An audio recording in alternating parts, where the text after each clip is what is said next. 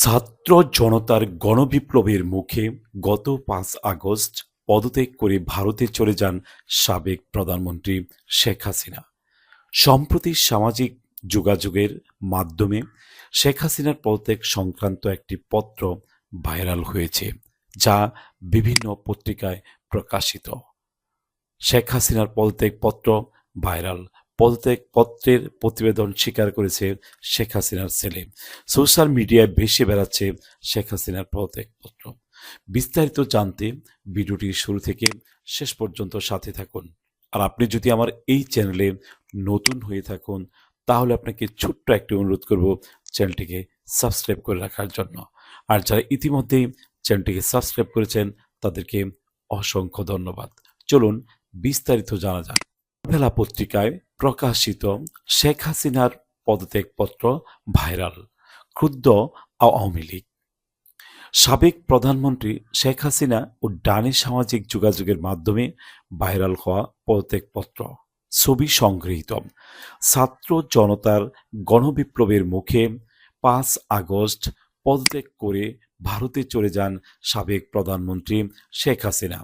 সম্প্রতি সামাজিক যোগাযোগের মাধ্যমে তার পদত্যাগ সংক্রান্ত একটি পত্র ভাইরাল হয়েছে। তবে এই পদত্যাগ পত্রকে ভুয়া দাবি করেছে আওয়ামী লীগ। পাশাপাশি গণমাধ্যমের এ বিষয়ে সংবাদ প্রকাশ করায় সমালোচনা করেছে দলটি। সোমবার ১৬ সেপ্টেম্বর আওয়ামী লীগের ভেরিফাইড ফেসবুক পেজে দেওয়া এক পোস্টে শেখ হাসিনার পদত্যাগ সংক্রান্ত পত্রটি ভুয়া দাবি করেছে দলটি। আওয়ামী লীগের পক্ষ থেকে বলা হয়, দেশের টিভি চ্যানেল, ফেসবুক এরকম অপরিপক্ক এডিটেড কোনো পদত্যাগপত্র প্রকাশ এটি ধন্যতা মাত্র। পোস্টে বলা হয়, পদত্যাগপত্রে এখনও মুজিব বর্ষ লোগো লাগিয়ে রেখেছে, যে মুজিব বর্ষ ২০২১ সালে শেষ। এছাড়া ভুয়া এই পদত্যাগপত্রটি অত্যন্ত স্পষ্ট।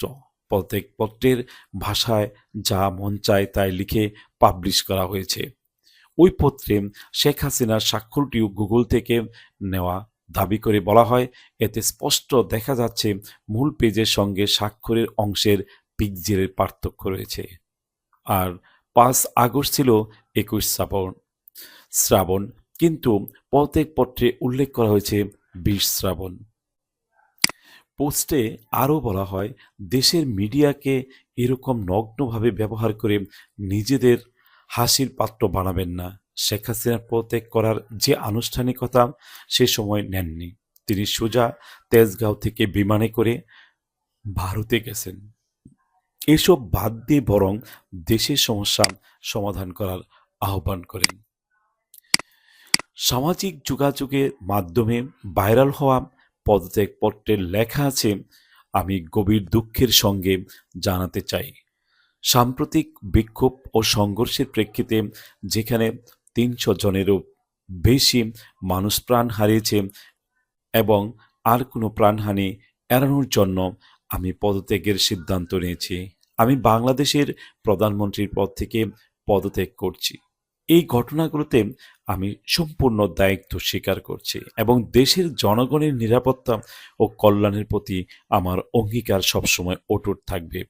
গত ১৫ বছর ধরে আমি আপনাদের সেবা করার সুযোগ পেয়েছি, যা আমার জীবনের সবচেয়ে বড় সম্মান। তবে সাম্প্রতিক ঘটনাবলী প্রমাণ করেছে এই মুহূর্তে দেশকে এগিয়ে নিতে অন্য নেতৃত্বের প্রয়োজন। আমি আশা করি আমার পদত্যাগ বাংলাদেশের উন্নয়নে নতুন পথ খুলে দেবে এবং শান্তি প্রতিষ্ঠিত হবে। পত্রের শেষ পর্যায়ে লেখা রয়েছে, একটি কঠিন সময়ে আমার সরকার যা কিছু করছে তার জন্য আমি গভীরভাবে অনুতপ্ত। আমি সব বাধ্যবাধকতা মেনে নিচ্ছি এবং এই সিদ্ধান্ত বাংলাদেশের বৃহত্তর স্বার্থে নিয়েছি। প্রসঙ্গত, ভারতে পালিয়ে যাওয়ার পর খোদ শেখ হাসিনা এক বার্তায় দাবি করেছেন যে তিনি পদত্যাগ করেননি।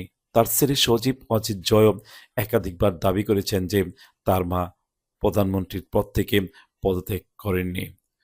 সম্মানিত ভিউয়ার, ভিডিওটি যদি ভালো লেগে থাকে অবশ্যই একটি লাইক, কমেন্টস এবং শেয়ার করবেন। পাশাপাশি আপনার মতামতটিও কমেন্টসের মাধ্যমে জানাবেন। প্রসঙ্গটি আসলে পদত্যাগপত্রটি কি সত্য না মিথ্যা? সবাই ভালো থাকবেন। আবারও দেখা হবে এই ধরনের কোনো ভিডিও নিয়ে। সে পর্যন্ত ভালো থাকুন। আল্লাহ হাফেজ।